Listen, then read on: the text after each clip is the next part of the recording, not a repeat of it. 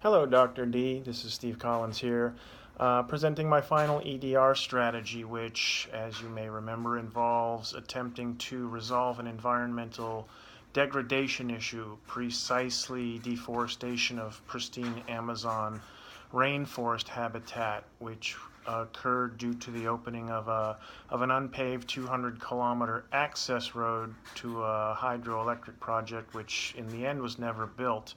However, the road remains open and continues to have indirect impacts occurring along it. As you remember, I have to change a little bit up here to protect the innocent, or not so innocent, if you will.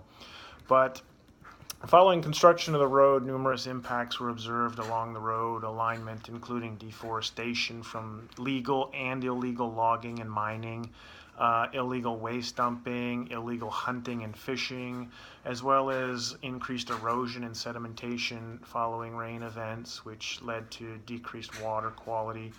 And development of additional dirt roads branching off of the original access roads are a major issue, and overall ingress of people moving into the area, which was previously inaccessible, and continuing all of these impacts that I just mentioned. So it's kind of a cyclical effect and just keeps getting worse. Um, an access control plan was actually called for by my employer and drafted and implemented. However, it didn't last long. It was abandoned after just a few months of operation.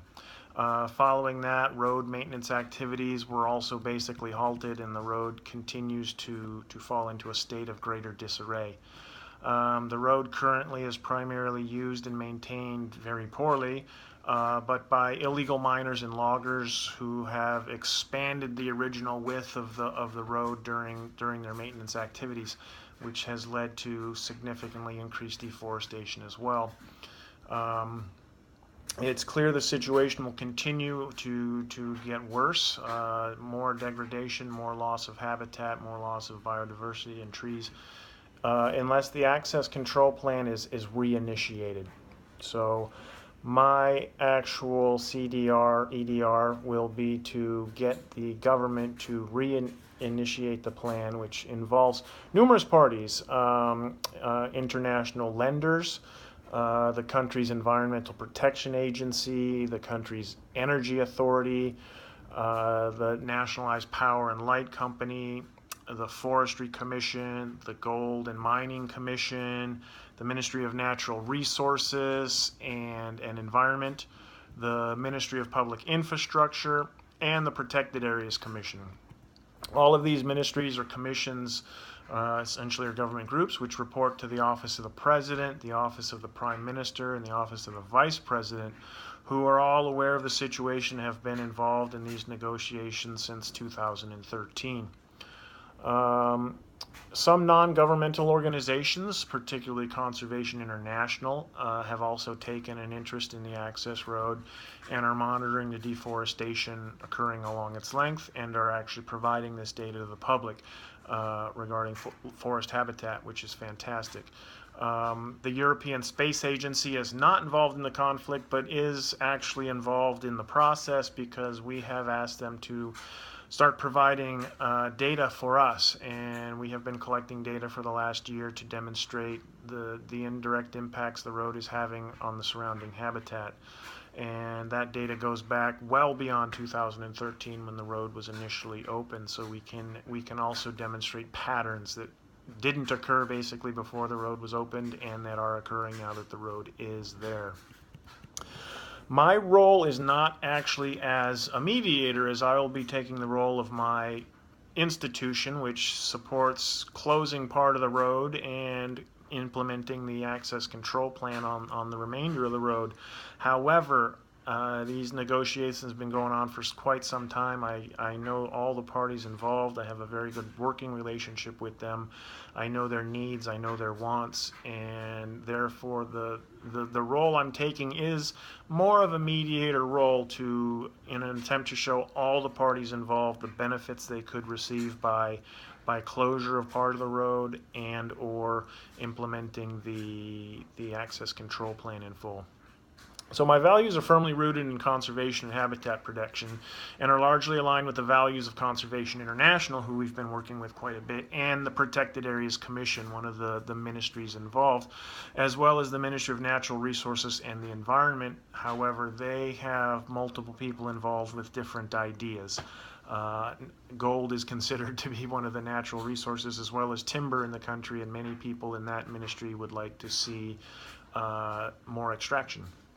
The EPA of the country is obviously on our side and have a very strong emphasis on habitat protection. And of course, while not involved in the conflict, once again, the European Space Agency is very much in line with our hopes to control the deforestation. In fact, that's the large part of their initiative. So my position, or I should talk a little more about the other stakeholders. Some of the other stakeholders are powerful ministries. They have a lot of control, in fact, nearly total control of what occurs in the country in terms of implementing new laws or enforcing existing laws.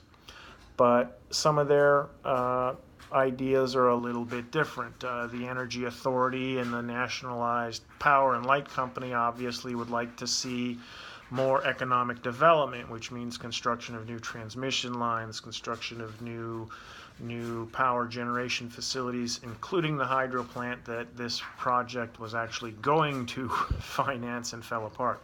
They would like to see it reinitiated. The Forestry Commission and Gold Mining Commission are all about extraction. They would love to see the road remain open, at least for access to legal concessions, forestry concessions and gold mining concessions. So we will have to negotiate with them a bit and show them the benefits of at least implementing the plan. And then obviously sitting at the top of everything, the president, the vice president, the prime minister are somewhat in the middle. They're trying to figure out how to balance economic growth with environmental protection. And I think my presentation very much caters to their ideals. So my position is I want the access control plan reinitiated in full, including the complete closure and restoration of the last approximately 50 kilometers of the access road, which was previously inaccessible. It lies in the most pristine Amazon habitat in the world, and it also happens to be the most gold-rich area of the country. So people are really chomping at the bit to get in there and exploit that resource, whether legally or illegally. Now, the first 150 kilometers of the road it's still sensitive, it's still Amazon, but it's less sensitive. It's not as pristine. There are other impacts there, and there are additional legal mining concessions, legal logging concessions that are there now. So it makes more sense to leave that section open, but enforce the access control plan so you can prohibit the access of illegal loggers and miners while still allowing use by the legal companies. In fact, one of the legal companies I would like to bring involved into the discussion, as they're a large Canadian firm which has actually offered to maintain the road up to their mine site, which is about 125 kilometers of the 150 kilometers that would remain open. This company has the financing, it has the machinery, they're already out there, whereas the government would have to mobilize their equipment from the capital, which takes a day and a half to get the equipment on site before they can even start the maintenance. So it could be a huge cost savings for them. So the desired outcome is obviously what I just stated, full closure and of the 50 kilometers, but understanding that others may be interested in keeping it open, I would be willing to negotiate down to leave the last 50 kilometers open, as long as the access control plan is implemented on the whole road. If the last 50 kilometers are open, I would also want to invite the Ministry of Tourism into the negotiation, as this road ends up on the border of a large national park, one of 3 national parks in the country, and I think they could really do a good job in developing a sustainable and responsible ecotourism program in this area, which would benefit the country as well as the Amazon forest. It could provide protection, which is currently not there. and certainly draw international tourists, which would help finance the certain parts of the road at least, and certainly the maintenance of the last 50 kilometers. So my mediation approach obviously is relying on our previous efforts and the good relationships we have with the government. I feel very lucky that I can ask for an audience with them and be granted this audience. And a lot of the groundwork has already been done. When the road was open in 2013, we started collecting data with the help of Conservation International, which provided some information showing a significant amount of deforestation. In 2015, we followed that up with a site visit to actually calculate some areas where we noticed deforestation was occurring and take GPS coordinates of new access roads that have been cut off the original access road. Those turned out generally be leading to illegal mining areas or illegal logging sites, contributing to a significant amount of deforestation. We have also, as I mentioned, partnered with the European Space Agency, so we are now getting high-resolution satellite data, which we are now sharing with the government to let them be fully aware of what's occurring out there, as many of them sit in the capital city and never actually get into the interior and see the destruction that's being caused. So obviously, we have to give something. We were involved in the process of allowing the road to be open, so I think we need to be involved in the process of controlling the access. So we would be willing to actually share the satellite data imagery on long-term basis, as well as grant funding for capacity building within the Ministry of Public Infrastructure, Forestry Commission, Gold and Mining Commission, and the Forestry Commission, as these are largely unregulated in the country. They're legal, they have the systems in place, it's just not done properly.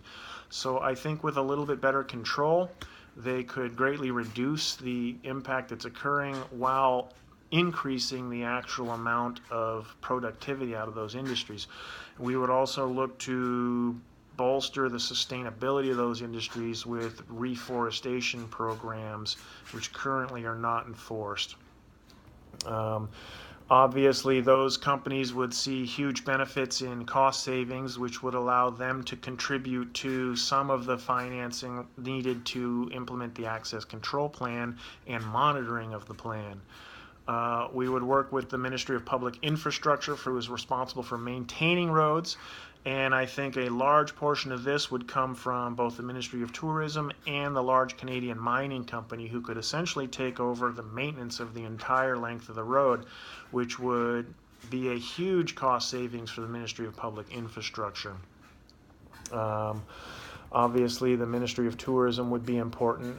They would have to agree to the final 50 kilometers, and we would have to actually build the tourism industry. But I think all of this would be possible, and it could, in the end, working together, we could stop the deforestation and habitat loss, or at least greatly slow it along this road, while protecting their valuable natural resources, including gold, timber, water, flora, fauna, and start developing a world-class tourism industry for the country.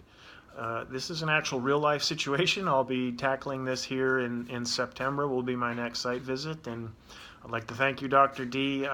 This is my first ever attempt at formal learning on conflict resolution, and I think I picked up some good ideas that I can follow, and we'll see how it works. Thank you.